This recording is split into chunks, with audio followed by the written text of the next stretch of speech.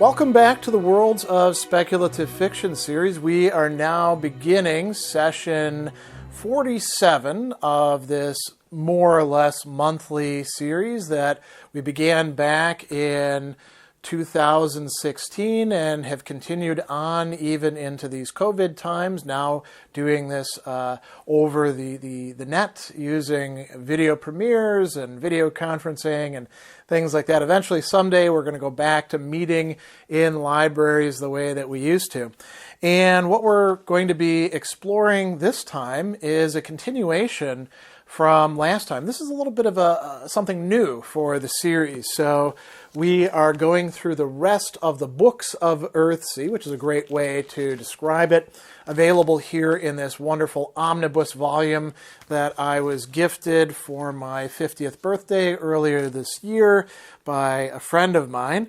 And so we're looking at books 4, 5, and 6 in the Earthsea saga, you could call it. There was an earlier trilogy that we discussed in session 46, which begins with a Wizard of Earthsea, centered on the figure of Ged, who plays a major role in each of those novels, introducing additional characters as well, who are going to play an important role as well in these stories too.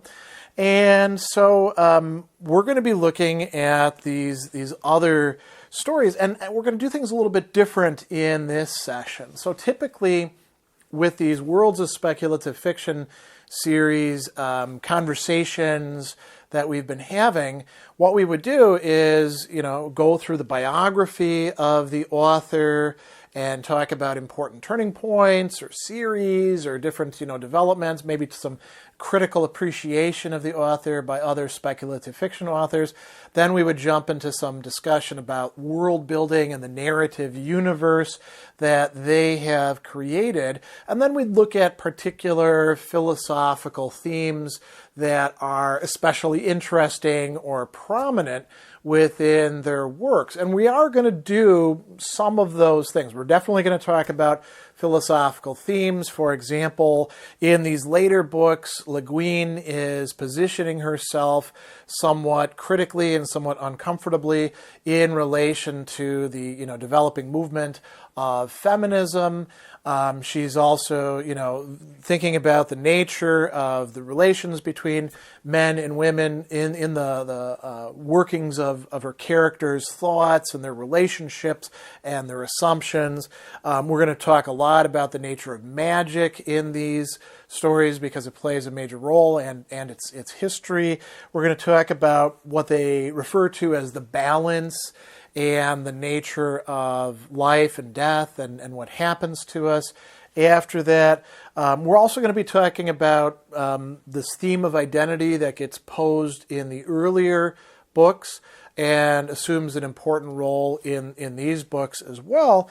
And we'll also, touch on the relationship between the humans and dragons and language. We talked about that in session 46 as well. And we may be able to smuggle in some other philosophical themes in addition to these. We'll see how much we're able to do that. It's always a matter of time. I don't like these videos to go longer than 90 minutes, and I'm usually just, presenting them with a few notes and then, going to the books and talking about what's going on. So it's rather unpredictable. We never know exactly what we're going to get. We're not going to do a biography because we already did a biography for Ursula K. Leguin back in the, session 46.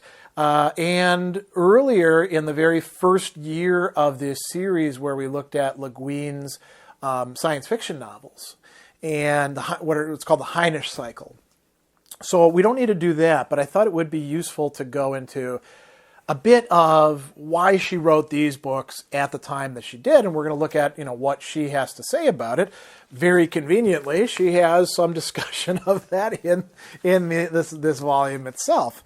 So we'll do a bit of biography, and then we'll also talk a lot about world building, because what's going on in the following volumes is you can think of it as an expansion and, in her own view, an exploration and unfolding of this world of Earthsea that she created, decades before. She's adding more to the picture. There's even a map in here, and she talks about exploring the places on the map, having her characters go there and then find out what's actually going on. So there's a nice map here in the beginning. You can easily find maps online of Earthsea as well.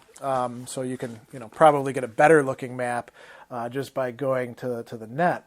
So these news stories are coming out, you could say, really in a 11-year period. Tenahu is published in 1990, so you could say there's some writing going on before that. Then there's Tales of Earthsea, which is the 5th volume. That is coming out in 2001, and also in 2001, another novel, which brings everything to more or less a successful close, The Other Wind, and that is sort of the end of the evolution of Earthsea. And so, as opposed to the early trilogy, which is 3 novels, following in succession, right? Ged is a young man, Ged going to the tombs of Atuan, introducing the new character, Arya, the Eaten One, who is, Tenahu as well. Those two, sort of Ged as in his prime, and then Ged as an older mage in the 3rd volume, bringing in a new character, right, who's going to become he's at that time a prince, becomes the new king in Havnor. As opposed to that, what we have here is a set of other novels, and the novels are the 4th and the 6th book, right? Tenahu and The Other Wind, and they are set in the time after the events of The Furthest Shore, after Ged has lost his capacities, and there is a new king being crowned, and now new crises being faced, both those political and those of, we could call it, magic or wisdom and power. But the Tales of Earthsea, what we have there are 5 short stories, and these are spanning a very long time. Indeed, they are not all happening at the same time. They're filling in a lot of backstory, including a good bit of how things got to be the way they are in this magical island of Roke, which we should talk about in just a moment. We'll do a little bit of review of the world that Leguin has sketched out here. So we have several different stories. The Finder, which is quite long and talks quite a bit about a time when magic was, you could say, in many respects, less disciplined, less ethical. People were sort of finding their way. Dark Rose and Diamond. The Bones of the Earth, which is about Ged's own teacher, Ogion, when he was a younger man. On the High Marsh. And then we have Dragonfly. And in addition to that, towards the end of this omnibus volume was published in the 5th volume, something that I think those who like to geek out on, world building, something quite useful for all of us, and that is, I'm trying to find it right here, before all of these stories. Here we go. A description of Earthsea, and it's not a short description.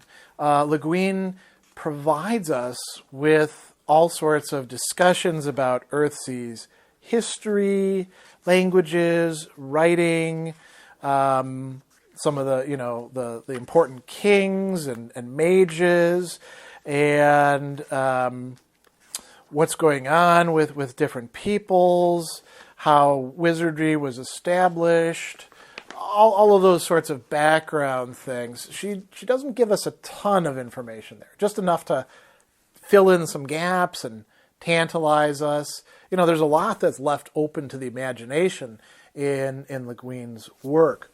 So before we go into looking at why she says she wrote these particular works in the way that she did, let's take a look at the afterword that she has here. This is at the end of The Other Wind, and she's talking about this entire volume itself. So she says, here at last, for the first time, is Earthsea in English altogether in the right order. And so, if you do want to, read through all of the Earthsea stuff, it couldn't hurt to get this particular copy, but you could also piece it together just as well in any way that you'd like. And she continues by saying, the 6 books of Earthsea were published over 31 years by 4 different hardcover publishers in various paperback editions. It still gets called a trilogy here, though it hasn't been one since 1990 with the publication of Tenahu, the 4th book.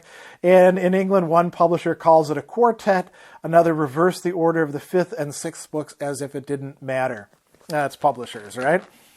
And she says, I think of the books not as a trilogy or a sextet, a series or cycle, but simply as Earthsea. Now, isn't that interesting to think about?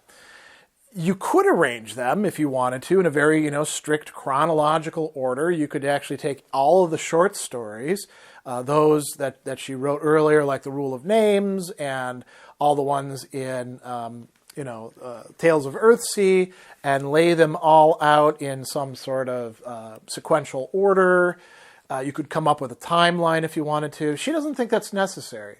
She's thinking of this less just in terms of chronology, and you could say more in a spatial or relational fashion.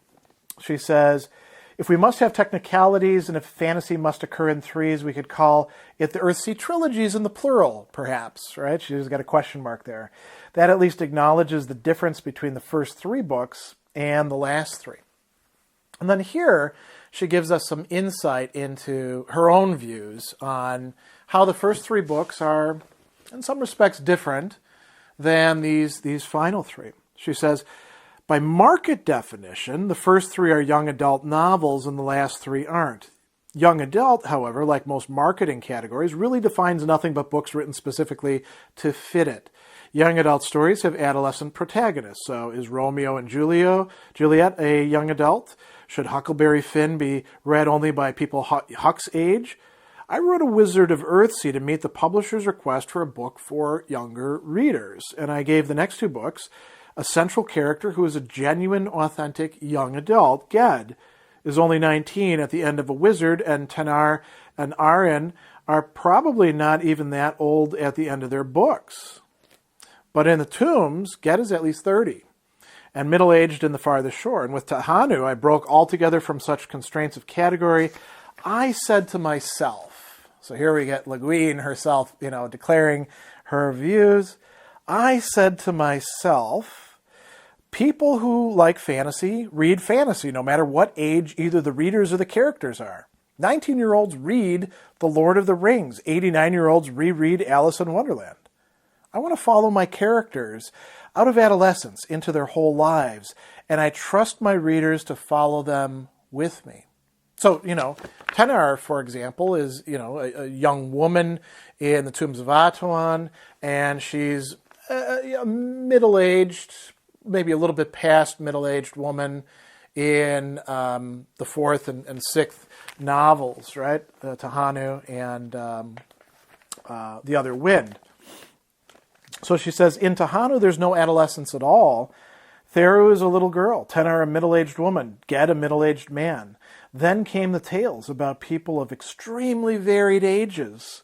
Finally, in The Other Wind, no principal character is under 20 except for the princess, Sessarak, while Tenar is gray-haired and Ged a man of 70. I was writing my main characters through my own life and their lives, and they were long, rich lives. I'm grateful to my readers for living those lives with them. And then she says, I'm also grateful for having been able to write this book, or as I would prefer to put it, for the gift of this story. And I think this is a really great insight into her own writing and world building. She says, such a gift is always a mystery to a writer. In some way, the story itself remains mysterious to me. And this leads us into a little bit of a discussion of world building. There's often a contrast between authors who have everything sort of mapped out ahead of time and which character is going to do what, and sometimes down to the level of inventing entire languages for them. Tolkien being sort of the you could say archetype of that, called the architect versus the gardener. George R. R. Martin likes that one to talk about, I just sort of plant the seeds and water it and see what comes up.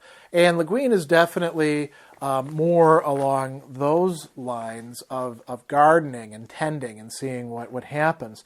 She says, I can see now its theme coming together from elements of all the previous books, joining forces, playing out in a way I could never have foreseen when I started A Wizard of Earthsea.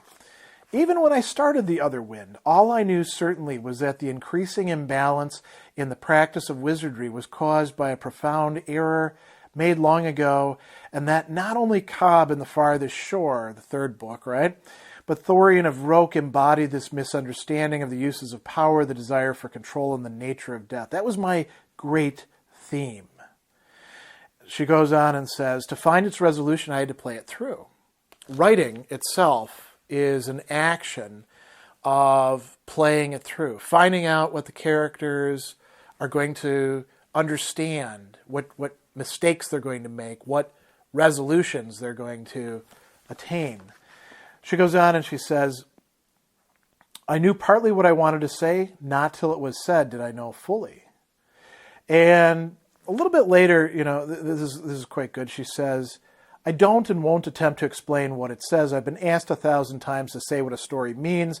Every time I've grown sure that so long as I've told the story rightly, finding its meaning or a meaning is rightly up to its readers. So, this is a very inviting way of composing and thinking about character development, thinking about narrative, plot, thinking about setting, thinking about world building, thinking about articulating the relations between people and what matters to them, their loves, their fears, their angers, their crimes, their deaths, their retributions, all of these sorts of things. She's in effect created an alternate world and done so in a way that invites us to explore it with the characters. And this is, sort of waxing philosophical here.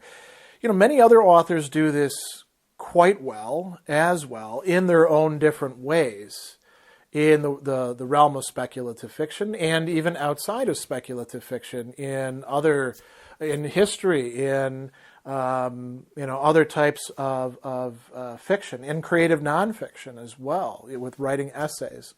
There's an invitation to the reader to enter into the world composed through words and to, linger, to engage in evaluation, not just to be a passive spectator. That's not to say that you can't be a passive spectator and just read and run your, eyes over the lines and imagine what you like in your head.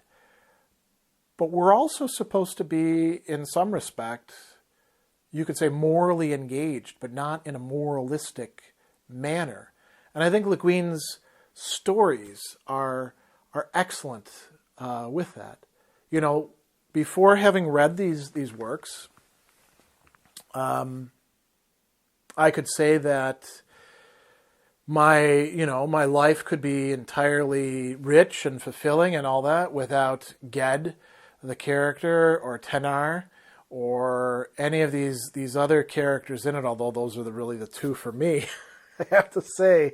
Now having read them and reread them and gone through imaginatively what Le Guin has laid out for us, for them to be taken out of my life would be a deprivation. And it's always kind of sad when the story comes to an end. I had a similar experience with reading The Lord of the Rings as well. I remember being overcome by a great sadness at the very end of it, that the story had now come to an end, which doesn't often happen but it does happen for me with these Earthsea stories and novels as well. So I think that's a good place to end this little disquisition. Next, we'll talk about why she wrote these books at the time that she did, what she has to say about them. We'll talk about world building, and then we'll get into those philosophical themes. In lieu of providing a biography of Ursula K. Leguin from her birth in 1929 to her recent death, which we've already covered in some of the other earlier sessions, I thought it would be useful to talk instead just about that period of her life in which she is working through these 3 additional Earthsea books. You can't say novels because only 2 of them are actually novels. And I think a lot of this, it's good to draw directly on her own words that she provides in this omnibus version and in her interviews, because that way we can get some direct insight into what was going on. I will point out she says that she began working on the 4th Earthsea novel, which is going to become Tenahu, shortly after publishing the 3rd one. So that's 1972, and you notice that it doesn't actually come out until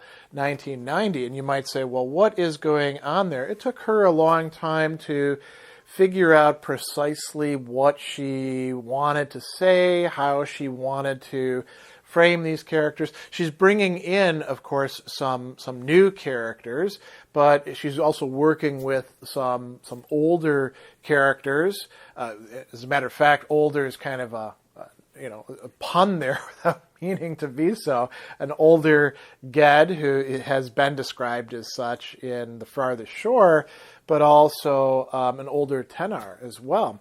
And so, I think it's good to just focus on what's going on in writing these. Why did she write these? Why did she think that needed to happen?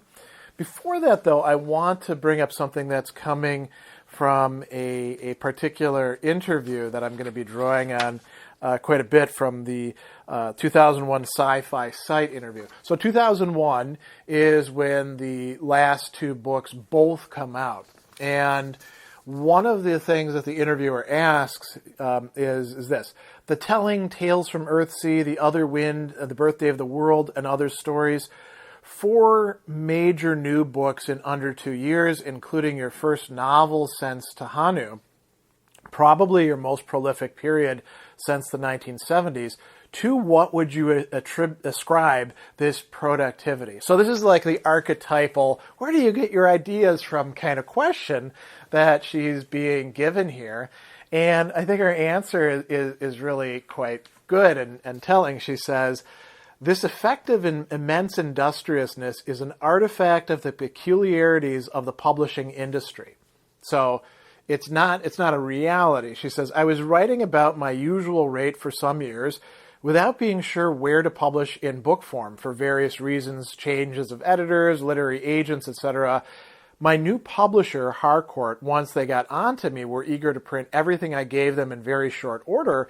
And then my old publisher, Harper, suddenly decided I was still alive. So I end up with 4 books in 2 years, 5 counting a long-delayed kids book, Tom Mouse, to come out in March. 2 of these new books assemble stories I wrote in the 1990s, but didn't include in my 90s collections, A Fisherman of the Inland Sea, Unlocking the Air Sea Road, and 4 Ways to Forgiveness. She says, similarly, Tales from Earthsea isn't a novel, but it carries the Earthsea series from Tenahu to The Other Wind without a break. Then the other 2 novels, The Telling and The Other Wind, came one right after the other at the end of the decade. One came slow, one came fast. And so this is a great reflection, right? Why was she so productive in that period? It just happened that publishers were ready to publish the stuff at that time. So there's no particular rhyme or reason to it. It wasn't as if she suddenly had a burst of productivity at that time. She's laboring constantly. And I should mention that during this period, from the publication of Tenahu to Tales from Earthsea and The Other Wind, what we see happening is she also publishes her version. She says it's not a translation, but rather a version of the Tao Te Ching. She's named Living Legend by Library of Congress. She gives a number of different speeches and interviews. She's, by this time, working within the digital framework and also doing workshops for writers, constantly writing herself, constantly helping others to write as well. And where should we go next? I think that the next thing we should look at is what she says in her own website. This is in 2001 as well, sort of a recap on her part. She says, in September 2001, Harcourt published the 5th novel and the 6th book of Earthsea, The Other Wind, and she tells us the order of the books. And then she says that they run in chronological order, both in this world and in Earthsea. A little bit further down, she says, when Tenahu was published, I put a subtitle on it, The Last Book of Earthsea. I was wrong. I really thought the story was done. Tenahu had finally got her second inning. Ged and Tenahu were obviously happily ever after. And if I didn't know exactly who or what Tenahu was, it didn't bother me. But then it began to bother me. And a lot of things about Earthsea were bothering me. Like, do wizards really have to be celibate if witches don't? And how come no women at Roke? And who are the dragons? And where do Kargish people go when they die? And so she, these are sort of, musing questions about her secondary creation, to use a, Tolkiensian word that she picks up as well in her own reflections on what it is to write fantasy. And she says, I found the answers to a lot of these questions in the stories that make the tales from Earthsea. So then I was able to find out who Tenahu was and who the dragons are in The Other Wind. So, the motive for writing these stories is not, I've got some loose ends that I need to tie up, or, this is a fantasy world that I made, and I think there's still some juice to be squeezed out of the lemon or the grapefruit or whatever metaphor we're going to use. It's more, there's things that are puzzling me. And this reminds me of somebody who I took a class with, actually several classes with, back when I was in graduate school, Rick Williams, who was sort of a larger-than-life character. He taught ancient Greek at Southern Illinois University. And actually, I'm going to indulge a little bit in telling this, and I'll come back to the point. So Rick Williams was as tall as I am, 6'3", quite an imposing figure. By that time, he must have been in his late 50s or so, and he definitely was into projecting himself in a dramatic way. I remember the very first day of the very first class in ancient Greek, classical Greek, that I was taking. There were 12 of us in the class, and he told us all we had to say why we were taking the class. And I was like, I want to read Plato and Aristotle. And he's like, that's fine. There's more to ancient Greek than that, right? And then there was some kid, some undergraduate, and he said, I thought it would be fun. And Williams said, fun? Greek isn't fun. And he leaned over the kid, and you can see the kid shrinking into the desk. And Williams is, he gave him Greek is maddening. It's going to, tax you and all that. And he gave this long, essentially diatribe. And then I remember this gesture at the very end of it. He had his hand almost in the kid's face like this, and he's like, Greek will change your life, And of course, we never saw that kid after that. And there was a very high attrition rate to that class. Only 4 of the 12 finished it, and then only 2 of us made it through the second semester Greek. But one of the things that you did after you finished your original, learning all the grammar and, vocabulary and stuff like that, was you would read authors. And so I had the opportunity to do an entire semester reading through Plato's Symposium in Greek with Rick Williams. And he, at that time, had been reading the book, he said, for about 30 years. And, you would think it had gotten stale. And he said, no, I keep coming back to it because there's still questions for me every time that I'm reading it. No matter how many times I've gone through it, there's all this cool stuff happening in it, dirty jokes and, Socrates responding to this, but there's still open questions for me that I need to understand. And so Leguin is going through something like that, except it's not Plato's Symposium, it's her own works that she has created. So another fitting place to go to is, I would say, the afterword of Tenahu. She says, between the last chapter of the Tombs of Atuan, second book, right, and the first chapter of Tenahu, 25 years or so passed, time enough for the girl Tenar, one of the main characters of Tombs of Atuan, to become a widow with grown children. Between the last chapter of The Farthest Shore and the fourth chapter of Tenahu, a day or two passes, time enough for the dragon Kalesin to carry Ged from Roke to Gaunt. Between finishing The Farthest Shore and beginning Tenahu, 18 years of my life passed, time enough for me to learn how to write this book. And why did she do it? She says, I knew Tenar's story needed to be told, that she and Ged had to be brought together. So right after finishing the third book, I began the fourth one. But though I knew Tenar had not stayed with Ogion, Ged's former teacher, right, the mage on Gaunt, but had gone off and married a farmer and lived an ordinary, unmagical life, I didn't know why. The story got stuck. I couldn't go on. It took years of me living my own ordinary life and a great deal of learning how to think about such things, mostly from other women, before I could understand why Tenar did what she did and who she was at the end of it. Then at last, I could write Tenahu.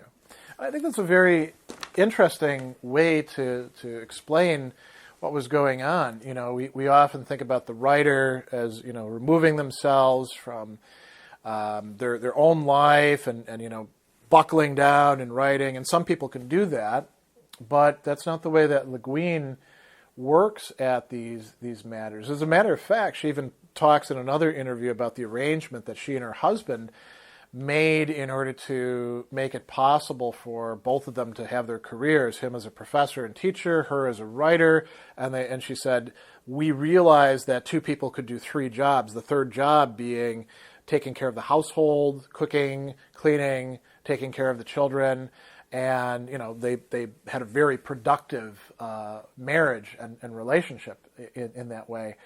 There's a lot that has to go into being able to tell a story, and so I think that's quite an interesting set of remarks. There's some things I'm going to come back to here, but I do want to read a few other things from this part where she's explaining what's going on in Tenahu and what had changed, why she's writing it.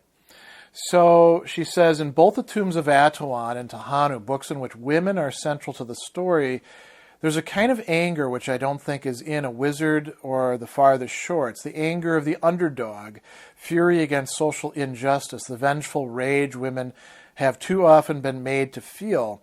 I'd finally learned to acknowledge such anger in myself and to try, here's a very key thing, to try to express it without injustice. And so, you know, we're going to get back into this where she talks about how it was labeled feminist, but I think that's an important thing as well. There had to be some learning and articulation that needed to take place. And, you know, so that's some good reflection on what's going on there. Let's look as well at Tales from Earthsea. So there's a foreword to it, and there's also an afterword that's worth looking at. And so she says that, here we go. The 5 tales in this book explore or extend the world established by the first 4 Earthsea novels. Each is a story in its own right, but they will profit by being read after, not before, the novels. And she tells us, you know, The Finder takes place about 300 years before the time of the novels in a dark and troubled time. Its story casts light on how some of the customs and institutions of the archipelago came to be. And we'll talk about that more when we get to the world building. The Bones of the Earth is about the wizards who taught the wizard who first taught Ged, and shows that it takes more than one mage to stop an earthquake. Dark Rose and Diamond might take place at any time during the last couple of 100 years in Earthsea. After all, a love story can happen at any time, anywhere. On the High Marsh is the story from the brief but eventful 6 years that Ged was Archmage of Earthsea. And the last story, which takes place a few years after the end of Tenahu, is the bridge between that book and the next one, The Other Wind, a dragon bridge. And, I'm going to look a little bit more at what she has to say here again in the world building part, but let's jump back to the other things that she has to say about this at the very end of it. So she tells us, here we go. It would have simplified things for my publishers and me if the fifth book of Earthsea had been a novel, but it wasn't. Sometimes the elements of a book won't come together in a single story, being by nature disparate. They have to go different places, different ways. One back through the centuries, another to Havnor maybe, another to Semmel. I couldn't write the last Earthsea novel until I'd been to islands and times I hadn't yet explored. Storytellers' stories, like scientific theories, are explorations, excursions into the tremendous gap between almost knowing and knowing. And a little bit later, she talks about these stories, and she says the first novella, The Finder, is the prequel. Right? It is the story behind the story of the first 4 books of Earthsea. And she's got this wonderful metaphor here. Writing it was really like swinging out on a spider thread into the unknown. I had no clear idea where Otter was going when he set out into his dark, misgoverned world. I only knew he would come to Roke and find or found the school there. And she says, all of these stories are explorations of such matters. Unclarities, balances, and imbalances, moral choices. Dark Rose and Diamond has to do with the question of wizardly celibacy and asks the question, if you could either do magic or make songs but not both, which might you choose? In The Bones of the Earth, I found out who Ogion, Ged's teacher originally, was, who his teacher was, how far back magic could and could not go. On the High Marsh, let me deal with what gets left out when magic is understood purely as power. So that's an important theme as well. Power over whom and to do what? Save the world from your enemies? Is that all? Is that enough? If power is responsibility, for whom are you responsible?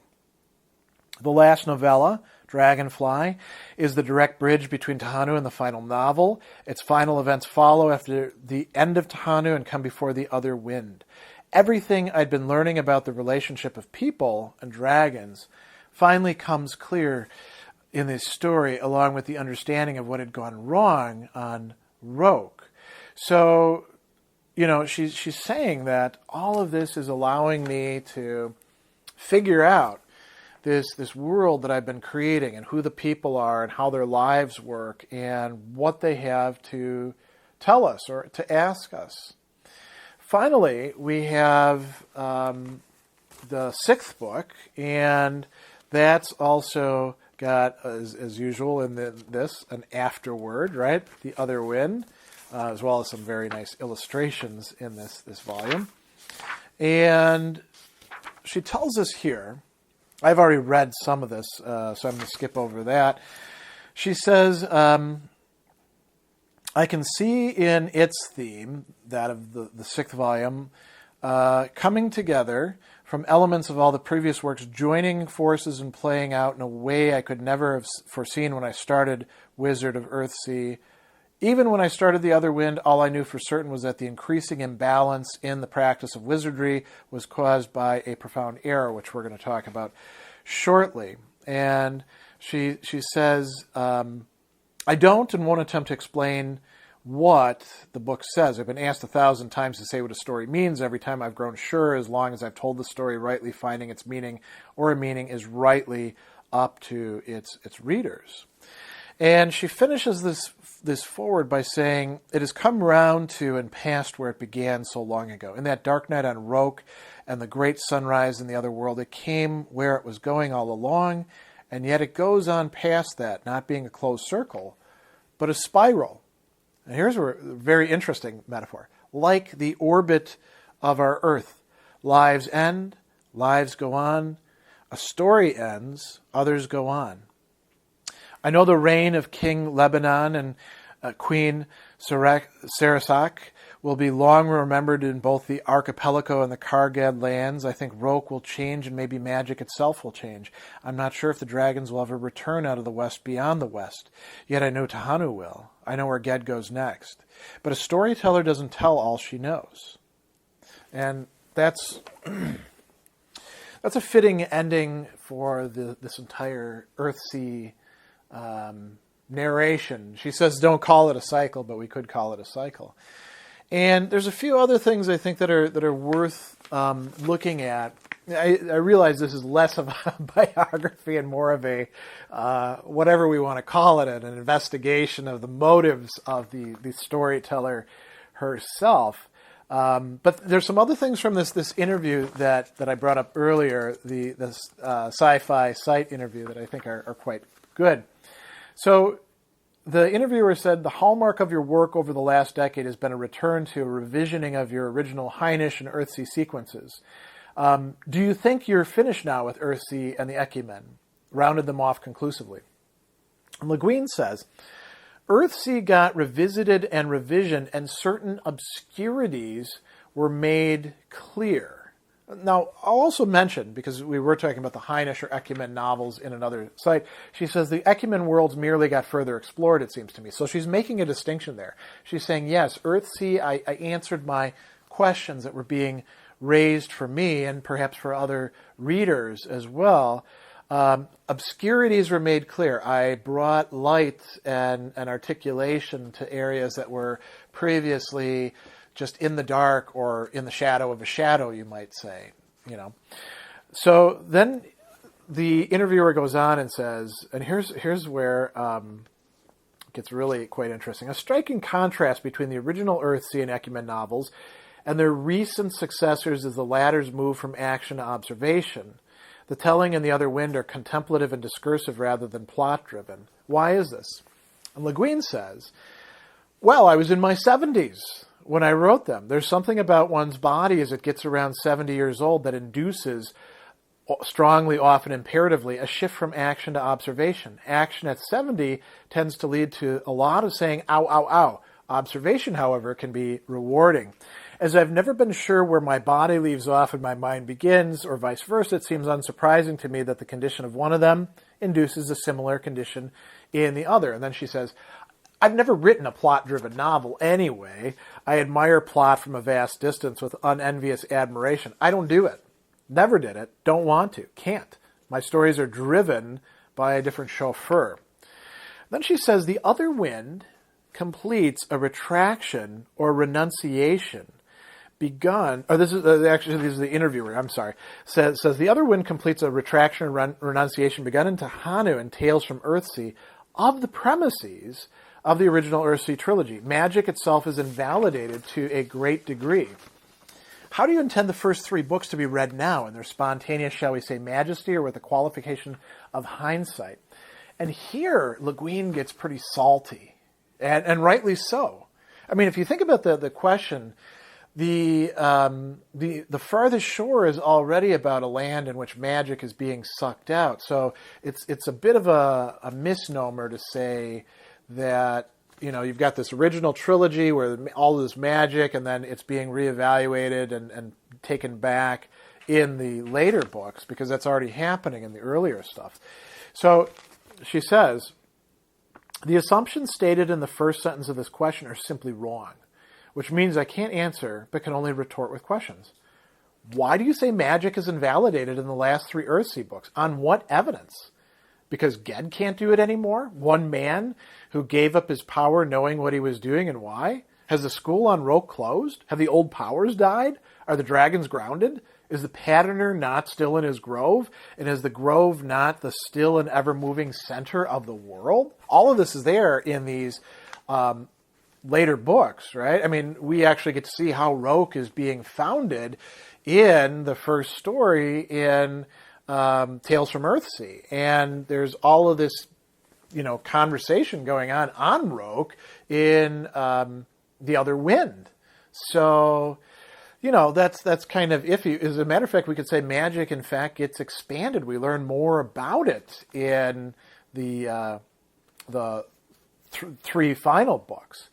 So she says, I will not say how I intend the books to be read. I have and want no control over my readers, except, of course, the sway of the stories themselves. Different people are going to read my trilogies different ways, and that's as it should be. Because the first trilogy is more accessible to kids, they may stop with it and then come back when they grow up and go on with the second set. But if the second trilogy invalidated or retracted or revoked the first one, I wouldn't have written it. That's not my motive, she's saying. The second trilogy enlarges the first, which is very strong but narrow, leaving out far too much of the world. The second trilogy changes nothing in the first. It sees exactly the same world with different eyes. This is a passage that's been quoted many times. So I'm going to read this again. The second trilogy changes nothing in the first. It sees exactly the same world with different eyes. Almost, I would say, with two eyes rather than one. Now, that's worth thinking about. What does she mean there? Two eyes rather than one. Is this referring to the male-female duality that we'll talk about? Is it referring to understanding the dragons in relation to human beings? Is it referring to something else? She doesn't tell us.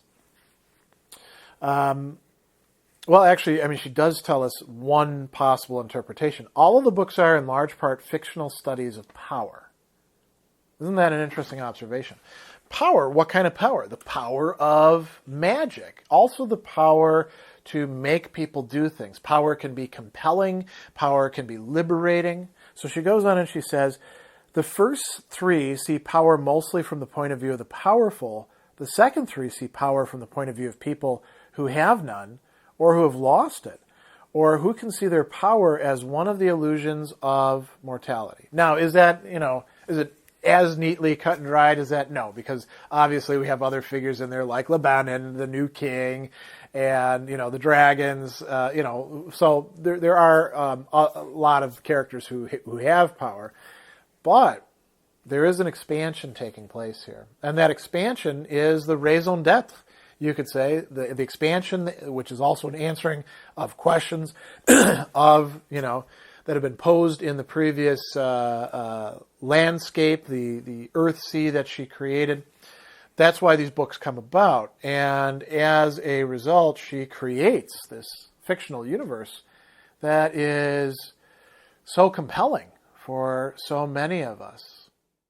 So now let's explore the topic of world building. And what we're talking about here is an expansion of a world that has already been in significant part built out, but is now there to be explored, to be unpacked, to have a number of different things added to it. We've got the same basic elements in these next three books as we had in the previous three. We're still looking at the same map of Earthsea. We have the people of the archipelago in there with Havnor in the center and the Reaches on the outsides and the Kargish lands over to the east and the dragons coming in from the west. And we also have already, developed the dry land, the land of the dead, where people go to, where the farthest shore took place at the end, and all these other, aspects of Earthsea, a pre-industrial society based around crafts without an awful lot of what we can call religion, but definitely some things of magic, of, politics, but not on a grand scale except at certain points, and people living their lives, loving, raising children, practicing their crafts, paying their taxes, not paying them, smuggling, falling in love, doing all the things that people do. But we're seeing more and more added to the story. And I would say in these three books, the world building that is taking place, it is of a narrative universe.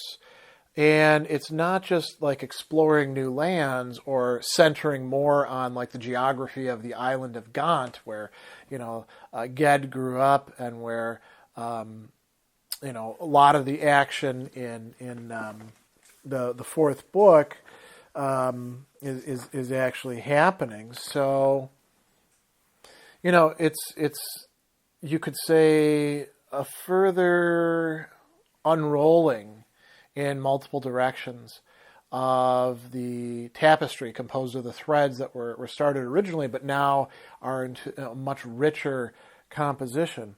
And I really think in talking about world building, one of the places to start is by looking at the fifth book, where Leguin says in her foreword, a mere glimpse at Earthsea told me that things had been happening there while I wasn't looking. It was high time to go back and find out what was happening or what was going on now. And then she says, I also wanted information on various things that had happened back then before Ged and Tenahu were born. A good deal about Earthsea, about wizards, Roke Island, dragons had begun to puzzle me. In order to understand current events within Earthsea, right, I needed to do some historical research to spend some time in the archives of the archipelago. Now, of course, you realize that she is talking about a fictional world here. So what does it mean to do research in the archives? She goes on and she tells us, the way one does research into non-existent history is to tell the story and find out what happened. So as opposed to like going in and digging around in archives, you have to essentially invent the archives. And she says, I believe this isn't very different from what historians of the so-called real world do. Even if we're present at some historical event, do we comprehend it? Can we even remember it until we can tell it as a story? And here it's worth pausing and, reiterating a point that we made a little bit earlier. Leguin tells us that she is not a plot writer. She does not orient her stories by coming up with a plot first and then finding characters to fit in with them and, situating them in a setting. It's rather setting and character that are driving things instead. And you could say certain ideas as well. So she goes on and she says, as for events and times or places outside our own experience, we have nothing to go on but the stories other people tell us. Past events exist, after all, only in memory, which is a form of imagination. That's worth pausing on. We often picture we picture the past as like almost like a movie or things that happened, and we could have memory of that, and memory is good and imagination is where we go wrong. And Leguin actually does tell us in like interviews, for example, that you got to be careful with the imagination. There's people that can imagine all sorts of things that are really implausible, but can come to dominate their life. And she was, saying things like that, for example, during the Obama years, seeing the resurgence of racism coming out. And she also, towards the beginning of the Trump years, she was still alive and talking about, this was quite a surprise to me to see this coming back in the way that it has. So imagination isn't always a good thing, but properly driven, properly harnessed, it can be. And our memories are held together and actuated, you might say, by imagination, which lends to them importance, which lends to them weight. So going on here, she says, the event is real now, but once it's then, its continuing reality is entirely up to us, dependent on our energy, and here's a key term, and our honesty. If we let drop from memory, only imagination can restore the least glimmer of it. If we lie about the past, forcing it to tell a story we want it to tell, to mean what we want it to mean, it loses its reality. As a matter of fact, we're going to talk about magic a little bit later on in this. One of the key points that she makes in one of these stories is that power, magic, by its nature, tends to be in some ways hostile to untruth, even though it can be used by untruth. So she says, here we go. It loses its reality, becomes a fake. To bring the past along with us in through time into the holdalls of myth and history is a heavy undertaking.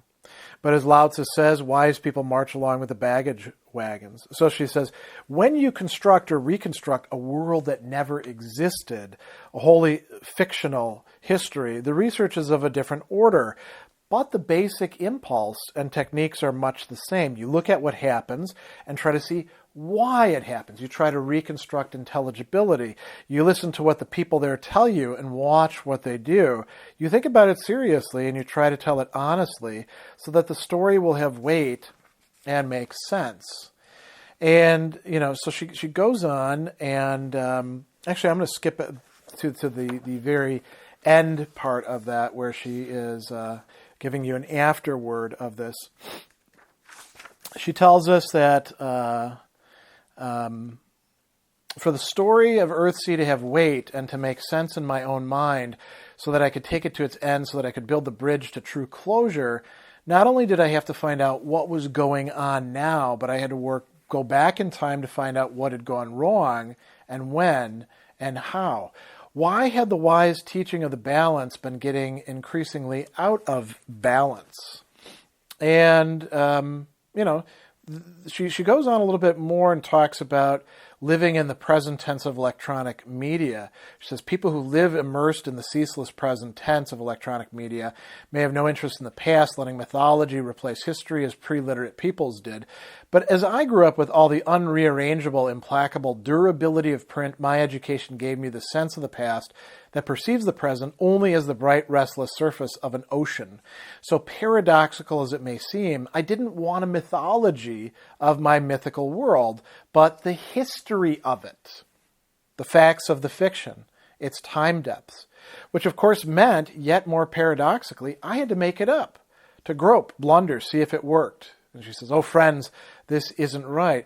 And then she tells us a little bit about something that is on her part, the most explicit world building that we're going to find. She says, the description of Earthsea at the end of the tales is a summary sketch of that history as I worked it out while writing the stories.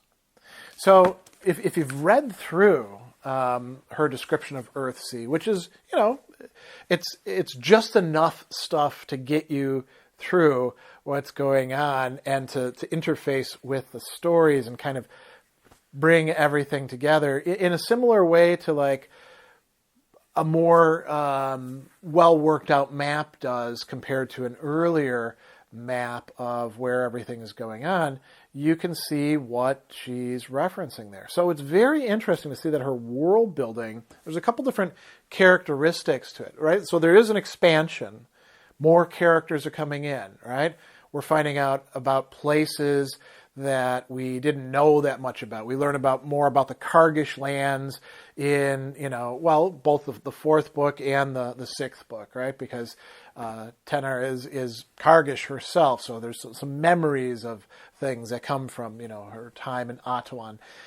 We learn about other islands and different ways of understanding magic and understanding the old powers. We learn about where the dragons are. We learn about a geography that we could call a supernatural or whatever we want to talk about, the land of the dead geography as well, particularly in the sixth book. So, and we learn more about Vogt too at the center of Earthsea along with Pelnor. What is going on there?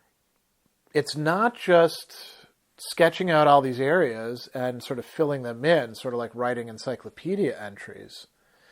Instead, all of these places are coming about because people are solving or failing and screwing up moral, political, metaphysical, personal relationship, identity problems. There's a deeply philosophical aspect to this, but it's not philosophy in the sense of writing a treatise, right? Instead, it's relational with the characters. The characters get to tell their stories, and sometimes they may be lying, sometimes they may be bullshitting, and Leguin has to decide where to put them in there, how to fit all of these people and actions and intentions together to tell a narrative that actually is, as she's saying, honest. It may seem paradoxical to us talking about what honesty could there be in fantasy, in literature, in fiction. But she's saying that it is there.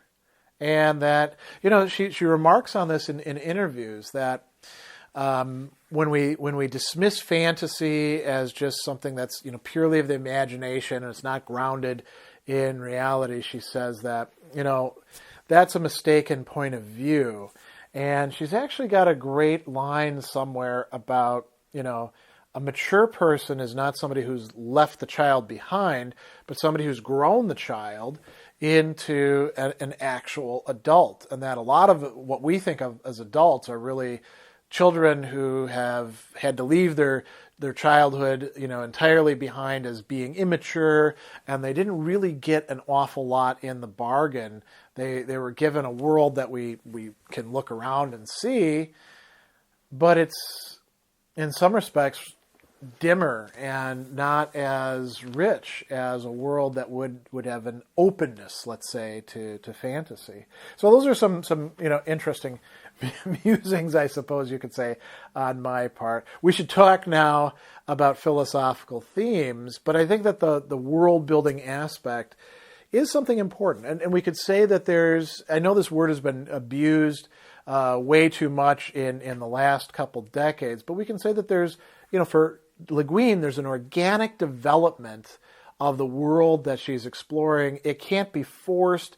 That's part of why it takes so long for her to get back to these. And it's a world not where first you have the world and then the people, popped into it. Rather, it's a world of peoples. It's a world in which people have made the world. It's a world of human agency. And also, whatever we want to call the powers and the magic and the dragons, all of that sort of stuff, it's not just purely human agency either. We've come to the point now where typically we discuss a few philosophical themes, having gone through some biographical and world-building matters. And due to my own loquaciousness, we don't have as much time as I'd like, because I always cap these at most 90 minutes. But I think we can at least get in a few of the important and interesting philosophical themes that are being addressed and being expanded in these. And so, we'll see how far we can get to them. The one that we might not go into as much is the nature of power and its relation to magic and other moral concepts. But I definitely want to talk about the relationship that Leguin reveals to us here between the dragons and human beings. There's a lot to unpack there, having to do with language, the nature of reality. We could call it anthropology, whatever the equivalent of that in dragon things would be, right?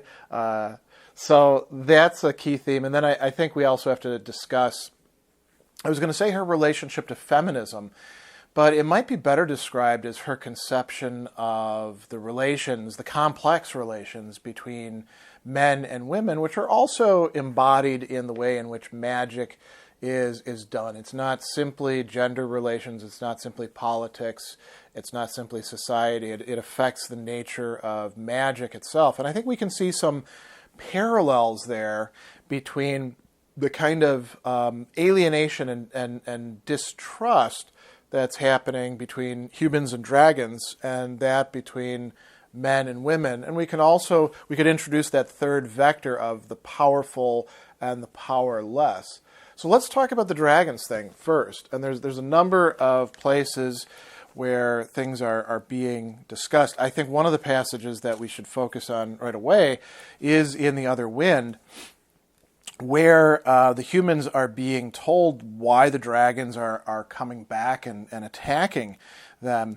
And so this is Iain, who is Orm Irian now, she says, Callison, the eldest, calls me daughter. I am sister to Orm Embar, whom the king knew, and grandchild of Orm, who killed the king's companion, Erith Abba, and was killed by him. I am here because my sister Tenahu called to me. Tenahu is the raped, damaged child who's been thrown into the fire to die, who Tenor nurses back and thinks maybe it might have been actually more merciful to allow her to die. Tenor is tasked with teaching her and doesn't really understand precisely how to do that in Tenahu. So anyway, coming back to this, the story that's being told, when Orm Embar died on Celador, destroying the mortal body of the wizard Cobb, this is back in the third book, Callison came from beyond the west and brought the king and the great mage to Roke.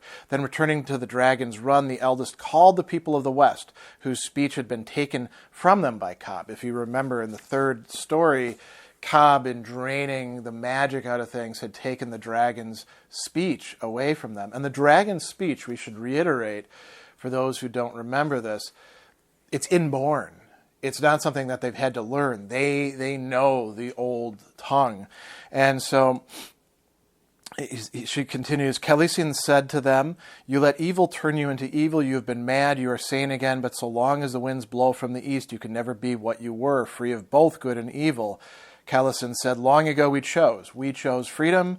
Men chose the yoke. We chose fire and the wind. They chose water and the earth. We chose the west and they the east. And Callison said, but always among us some envy them their wealth, and among them some envy our liberty. So it was that evil came into us and will come into us again until we choose again and forever to be free. Soon I am going beyond the west to fly on the other wind. I will lead you there or wait for you if you will come. So then some of the dragons respond. They say, men in their envy of us long ago stole half our realm from beyond the west from us and made walls of spells to keep us out of it. So now let us drive them into the farthest east and take back the islands. Men and dragons cannot share the wind. So this is the dilemma that's being posed. Can these two ways of life, these two ways of understanding reality, be made compatible? And then here's the key issue that Leguin is introducing. Callison said, once we were one people, and in sign of that, in every generation of men, one or two are born who are dragons also, and in every generation of our people, longer than the quick lives of men, one of us is born who is also human. One is now living in the inner isles, and there is one of them living there now who is a dragon. These two are messengers, the bringers of choice. Now, isn't that an interesting way to think about it? All of this is being framed not just in terms of, well, you got dragons on this side and humans on this side. Choice. What is going to be done now in this new circumstance? Callison says to them, come with me to fly to the far side of the world on the other wind, or stay and put on the yoke of good and evil, or dwindle into dumb beasts. You have these three choices to make, and he says the last to make this choice will be Tenahu. After her there will be no choosing, there will be no way west. Only the forest at Roke will be in the center. So Irian then says, after some years had passed, Callison flew beyond the west. Some followed, some of the dragons, some did not. When I came to join my people, I followed Callison, but I go there and come back so long as the winds will bear me. The disposition of my people, the ones who have stayed, who've chosen to stay, is jealous and irate. Those who stayed here on the winds of the world began to fly in bands or singly to the isles of men, saying again, they stole half our realm. Now we will take all the west of their realm and drive them out of it so they cannot bring their good and evil to us anymore. They will not put our necks into their yoke. But they did not try to kill the islanders because they remembered being mad when dragon killed dragon. They hate you, but they will not kill you unless you try to kill them. And so, the king then says, okay, what is happening? He says this in response to Irian saying, they fear nothing in the world except your wizardries of death. And the king says, what are you talking about? We got rid of Cobb. I was there. I was one of the people who helped to do him in. And she says, we fear your spells of immortality. And then Master Onyx stands up and says, we make no spells of immortality, Only Cobb sought to make himself immortal, perverting our art to do so. Our archmage, with my lord the king, and with the aid of Orm Embar, destroyed Cobb and the evil he had done. So he's saying, we fixed things, haven't we? And Iain says, the wizard that I destroyed, the summoner of Roke, Thorian, what was it that he sought?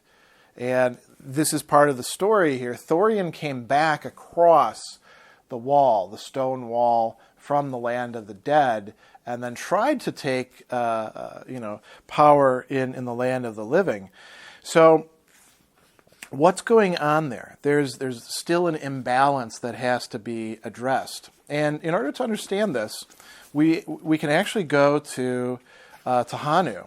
There's very early on this discussion about what is going on. And there's this story that Ogian has told, right? So here we go. Ogian stood at the door of the little house by the seawall, and an old woman opened the door. Then Ogian stepped back, and he held up his oak staff and put up his hand as if trying to protect himself from the heat of the fire. And in his amazement and fear, he said her true name aloud, Dragon. There's the dragon. This is the one that's been referenced as living there among human beings. In that moment, he told me it was no woman he saw at all in the doorway, but a blaze and glory of fire, a glitter of gold scales and talons, and the great eyes of a dragon. They say you must not look into a dragon's eyes. Then that was gone, and he saw no dragon but an old woman. And he goes in, she feeds him fish soup, and then she tells him a story. So here's the story. Here we go. When Segoy raised the islands of the world from the sea in the beginning of time, the dragons were the firstborn of the land, and the wind blowing over the land. So the song of the creation tells. This is key, story for the archipelago. But her song told also that then in the beginning, dragon and human were all one. They were all one people, one race, winged and speaking the true language. So this is an origin story about human beings. They were beautiful and strong and wise and free, but in time nothing can be without becoming. So among the dragon people, some became more and more in love with flight and wildness and would have less and less to do with words of making or with study and learning or with houses and cities. They wanted only to fly farther and farther, hunting and eating their kill, ignorant and uncaring, seeking more freedom and more. And she's not saying this is the best way to be. This is just the way some of them are. Others of the dragon people came to care little for flight, but gathered up treasure, wealth, things made, things learned. They built houses, strongholds to keep their treasures in so they could pass all they gained to their children, ever seeking more increase and more, and they came to fear the wild ones who might come flying and destroy all their dear hoard, burn it up in a blast of flame out of mere carelessness and ferocity. And so she goes on and she says, those who had been both dragon and human changed, becoming two peoples. The dragons, always fewer and wilder, scattered by their endless, mindless greed and anger in the far islands of the western reach, and the human folk, always more numerous in their rich towns and cities, filling up the inner isles and all the south and east. But among them there were some who saved the learning of the dragons, the true language of the making. These are now the wizards. But also the song said, there are those among us who know that they once were dragons, and among the dragons there are some who know their kinship with us. And these say that when the one people were becoming two, some of them, still both human and dragon, still winged, went not east, but west. So these are where the other dragons came from. On over the open sea till they came to the other side of the world. There they live in peace, great winged beings, both wild and wise, with human mind and dragon heart. So this is one story, right? And then there's other stories that are being told later on in The Other Wind. So there's competing narratives, and each of the narratives helps to fill in what happened, what drove these people apart. So here's another story. This is, here we go. The king was speaking, using his skill and strength to hold these fierce, willful men and women to one purpose. Let me tell you, masters of Roke, what I learned from the high princess. This is the Kargish princess, as we sailed here. And so he says, this is her tale then. Long ago, the human and dragon peoples were one kind, speaking one language, but they sought different things, and they agreed to part to go different ways. That agreement was called the Vedernan. Onyx's head went up, and Seppel's bright eyes darkened. Veru nadan, he whispered. The human beings went east, the dragons west. The humans gave up their knowledge of the language in the making, and in exchange received all skill and craft of hand and ownership of all that hands can make. The dragons let go of such things, but they kept the old speech. And their wings, said Iain. And so then the patterner, who's Kargish, continues this and says, the villagers of Gaunt and her remember what the wise men of Roke and the priests of Carrigo forget. Yes, as a child I was told this tale, I think, or something like it. But the dragons had been forgotten in it. It told how the dark folk of the archipelago, because most of the people in the archipelago are dark-skinned, broke their oath. We had all promised to forego sorcery and the language of sorcery, speaking only our common tongue. We would name no names, make no spells. We would trust to Segway, to the powers of the earth, our mother of the warrior gods. But the dark folk broke the covenant. They caught the language of the making in their craft, writing it in runes. They kept it, taught it, used it. They made spells with it to the skill of their hands with false tongues, speaking the true words. So the Kargish people can never trust them, so says the tale. And it goes on, and there's also, a story coming from Palm. So they're piecing together this account. Now, what was the primal, spell for immortality that's being referenced here? It's not simply having spells. It's not simply building houses. It's not none of those things. We find out a little bit later. This is the patterner speaking again. The ancients saw that the dragon's realm was not of the body only. They could fly outside of time, it may be, and envying that freedom, they followed the dragon's way into the west beyond the west. There they claimed part of that realm as their own, a timeless realm where the self might be forever, but not in the body, as the dragons were. Only in spirit could men be there. So they made a wall. This is the stone wall in the land of the dead, which no living body could cross, neither man nor dragon, for they feared the anger of the dragons. And in their arts of naming laid a great net of spells upon all the western lands, so that when the people of the islands die, they would come to the west beyond the west and live there in the spirit forever. But as the wall was built and the spell laid, the wind ceased to blow within the wall, the sea withdrew, the springs ceased to run, the mountains of sunrise became the mountains of the night. Those who died came to a dark land, a dry land. And so, like it says, Cobb and Thorian, they tried to break down that wall to bring the dead back into life. And Seppel says, not into life. Still like the rune masters, they sought the bodiless, immortal self.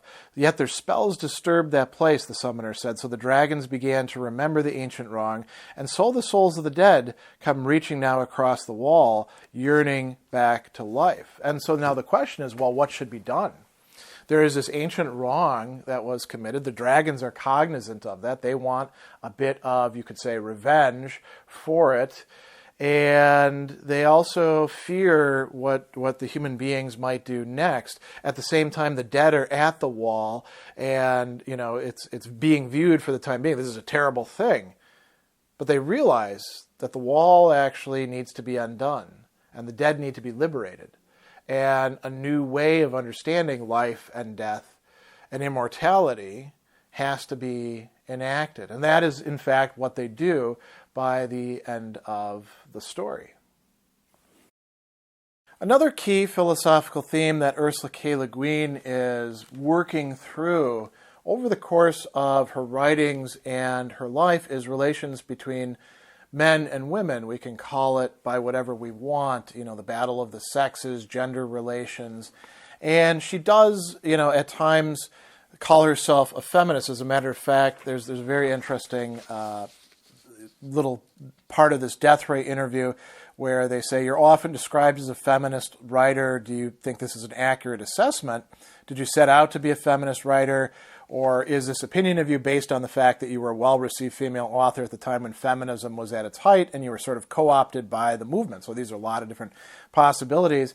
And Ursula K. Le Guin says, I've frequently described myself as a feminist because feminist thinking and writing of the 60s and 70s had a huge liberating influence on me, setting my mind free from a whole lot of masculist bigotries and superstitions. And so it'd be untruthful and ungrateful not to call myself a feminist, even if the term doesn't fully describe either my thinking or my writing. Besides, when you say you're a feminist that annoys the bigots and the old farts and the prissy ladies so much, it's kind of irresistible. So this is an interesting point, right? Partly it's being done to, outrage the bourgeoisie. Partly it's being done out of, acknowledgement. But she's also, she's not endorsing everything that you could say about feminism. And as a matter of fact, in the afterword to Tenahu, she says that it's not surprising that Tenahu was labeled feminist, but the word is used so variously that it's worse than useless. If you see feminism as vindictive prejudice against men, the label lets you dismiss the book unread. If you see feminism as a belief in superior properties unique to women and expect the book to confirm that belief, you'll find it equivocal. Now, that's kind of an interesting point. She's not saying you'll find it wrong, you'll find it equivocal. Why equivocal? I would like to suggest that it's in part because it's not so simple as like men are here and women are here, men are from Mars, women are from Venus, or any of this sort of essentialist nonsense. We see in her characters some pretty clear reflections on the nature of men and women, and no one single character speaks for Leguin any more than any one character in his novel speaks for Dostoevsky's point of view, as Bakhtin has so well argued. And I think that what's being, you can say that there are feminist perspectives, certainly. And she actually brings up something that we're going to look at in just a moment. She says the conversation between Tenahu and the witch Moss in the 5th chapter is a case in point. Is it feminist? Moss is pretty contemptuous of men in general, having been treated by them with contempt all her life. That's all right, and I find her discussion of men's power and women's power harsh, incomplete, but interesting. Then she goes off into an incantory praise of mysterious female knowledge. Who knows where a woman begins or ends? I have roots deeper than this island. And she ends with a rhetorical question, who will ask the dark its name? And then the other female character in the discussion, Tenahu, says, I will. I've lived long enough in the dark. This is Leguin saying this, I've often seen Moss's rhapsody quoted with approval. Tenahu's fierce answer almost always goes unquoted, unnoticed, yet it refuses Moss's self-admiring mysticism, and all Tenahu's life is in it. A little bit later, she goes on and she says that, Tenahu is three people, and she's acquiring wisdom. Older, having made herself responsible for a damaged and vulnerable child, she knows she's ready, not for vague, innate mystical insights, but for the wisdom she needs and has earned. And through that wisdom, she aids characters, male and female, human and dragon, throughout the rest of the story that's being told in the 4th and in the 6th book. Leguin also... I wanted to bring up another thing before we look at, the Moss's speech and some of the other discussions going back and forth. So in her Bryn Mawr commencement address, she talks about several different things, languages, right? And she does, again, bring up feminist authors. She says, I'm trying to unlearn lessons learned from the patriarchy, along with other lessons I was taught by my society, particularly lessons concerning minds, works, and the being of women. I am a slow unlearner, but I love my unteachers, the feminist thinkers and writers and talkers and poets, and artists and singers and critics and friends.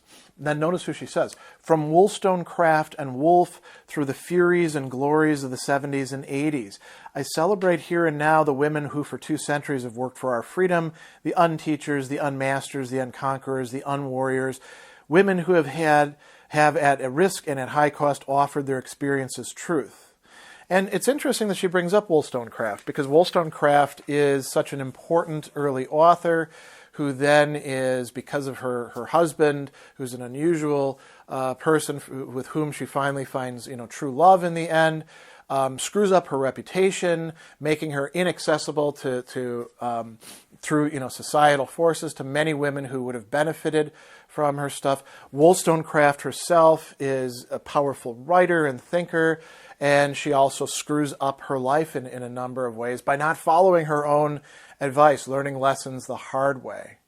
And that is what happens with some of these characters. Tenahu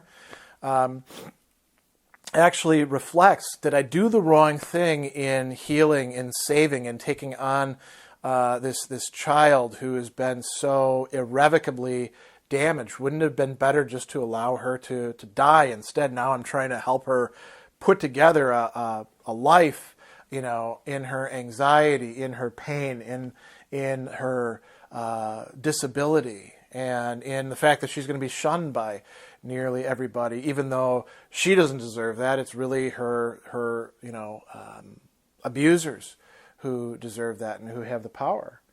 So, there's a lot going on here. I also wanted to bring up one other thing from this Bryn Mawr address very quickly.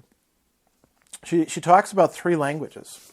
She talks about the father tongue, the language of the fathers, of man ascending, man the conqueror, civilized man. And she says it's not your native tongue. It's not anybody's native tongue, including men.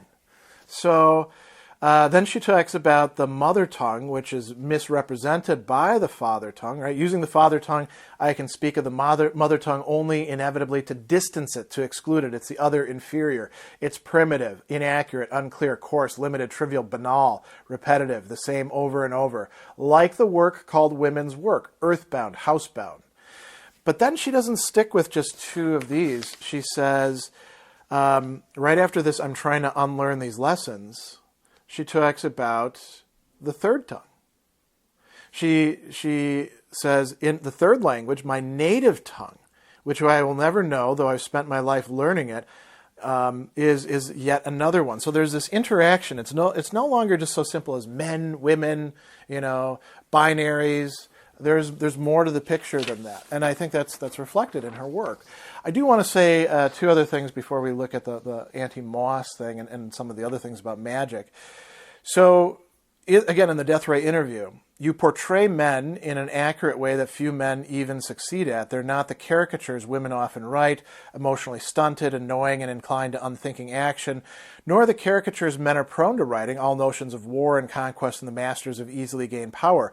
What gives you this insight into the male psyche?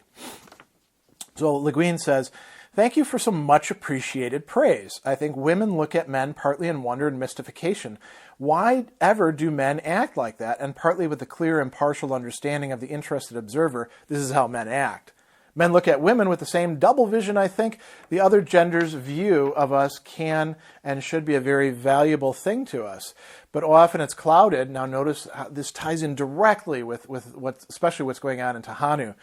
By prejudice, personal resentment, the will to dominate, fear, hatred, and then it's worthless. It can't provide us with any useful guidance. And, we see in her handling of these characters that there are many ways men and women can be and understand their relation with each other. Before we actually jump into the anti-Moss discussion, we should mention that in Tales from Earthsea, there is this hand that is essentially women working magic in a time when the kingdom has fallen apart and wizards are arising. There's no one central, you could say, ethical location for them for training. Instead, it's every man for himself, and it is literally men who are the wizards, and women are just like everybody else, essentially thralls. And the hand arises in opposition to this as a secret thing, largely with women.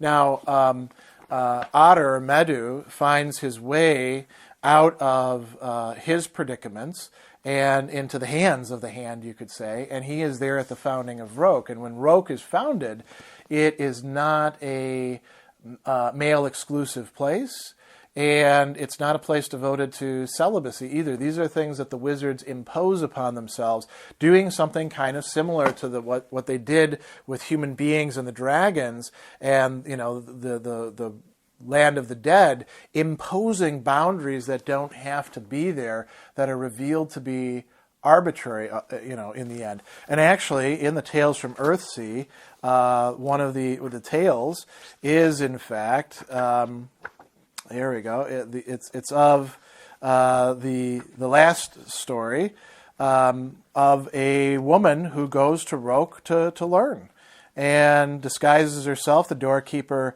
allows her in, and Iain gets into Roke and gets them to sort of question what they're doing. But it's not all about, say, representation. Let's now bring things in and let women be involved. So let's take a look at this discussion. Right before we jump into the chapter 5 thing, there's this little discussion about magic. So here we go. Moss brings Theru in, and she says she was kind to Theru, but it was a wheedling kindness, and when they were together, it seems she talked to the child a great deal. Tenahu did not know what Moss was teaching her or telling her, whether she should let the witch fill the child's head with stuff. Weak is women's magic, wicked is women's magic, she'd heard said 100 times. And indeed, she'd seen that the witchery of such women as Moss or Ivy was often weak in sense, and sometimes wicked in intent or through ignorance. Village witches, though they might know many spells and charms, were never trained in the high arts or principles of magery. No woman was so trained. Wizardry was a man's work, a man's skill. Magic was made by men. There had never been a woman mage. Now, we find out that this is false, right? Later on in the stories about the founding of Roke. But here's the famous speech that Moss gives. Tenahu says, "What's wrong with men?" And Moss says, "I don't know, my dearie. I've thought on it. Often I've thought on it." So this is not a just, gut reaction. "The best I can say it is like this. A man's in his skin, see, like a nut in its shell. It's hard and strong, that shell, and it's all full of him, full of grand man-meat, man-self, and that's all. That's all there is. It's him and nothing else inside." Tenahu pondered a while and asked, "But if he's a wizard, then it's all his power inside. His power is himself. See, that's how it is with him, and that's all. When his power goes, he's gone, empty, nothing. And a woman then? Oh, well, dearie, a woman's a different thing entirely. Who knows where a woman begins and ends? Listen, mistress, I have roots. I have roots deeper than this island, deeper than the sea, older than the raising of the lands. I go back into the dark. I go back into the dark before the moon I was. No one knows. No one knows. No one can say what I am, what a woman is. A woman of power, a woman's power, deeper than the roots of trees, deeper than the roots of islands, older than the making, older than the moon. Who dares ask questions of the dark? Who'll ask the dark its name?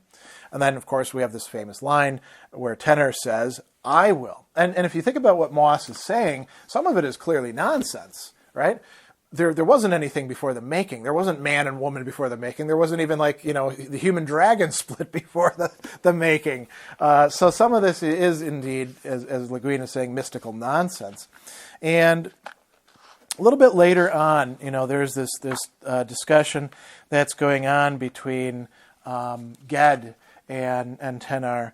And Ged actually says, all the greatness of men is founded on shame, made out of it. So Hawk the goatherd wept for Ged the archmage and looked after the goats as well as a boy his age could be expected to do. And, he talks about, here we go. I was made molded, this is Tenahu, I was made molded but like clay by the will of the women serving the old powers or serving the men who made all services and ways and places. I no longer know which. Then I went free with you for a moment and with Ogian, but it was not my freedom. It gave me choice, and I chose. I chose to mold myself the way that I want to. And so this is part of what's going on. There's a little bit discussion earlier in this about, well, why can't women supplement what's missing with the men? Why? She says, why are men afraid of women? And Ged says, if your strength is only the other's weakness, you live in fear. Yes, but women seem to fear their own strength, to be afraid of themselves. And then Ged says, are they ever taught to trust themselves? And Tenahu says, no, trust is not what we're taught. If power were trust, I like that word, if it weren't all these arrangements, one above the other, kings and masters and mages and owners, real power, real freedom would lie in trust, not force. And then he says, as children trust their parents. And he says, as things are, even trust corrupts. The men on Roke trust themselves and one another. Their power is pure. Nothing taints its purity, so they take that purity for wisdom. And here's where Tenahu says, maybe they need some women there to point out that possibility to them. And she says, still don't see why, if there can be she-kings, there can't be she-archmages. And then there's this discussion about male and female power. So I think that part of what's going on here is Leguin is offering us a number of different possibilities and patterns, rather than saying men good, women bad, or men bad, women good. It really depends in many respects on what they do with their choices, how they manage all of that. And so this is a fitting place, I think, to end these discussions. We didn't get to everything that I would have liked, but I do want to try to keep this at least close to the amount of time, and I look forward to discussion after this video premieres and in the comments. And this is actually a text that I'm thinking about putting together an entire class on for one of the places that I teach. So, glad to have you with me on this excursion once again through Ursula K. Le Guin's works, and specifically through the last 3 books of Earthsea.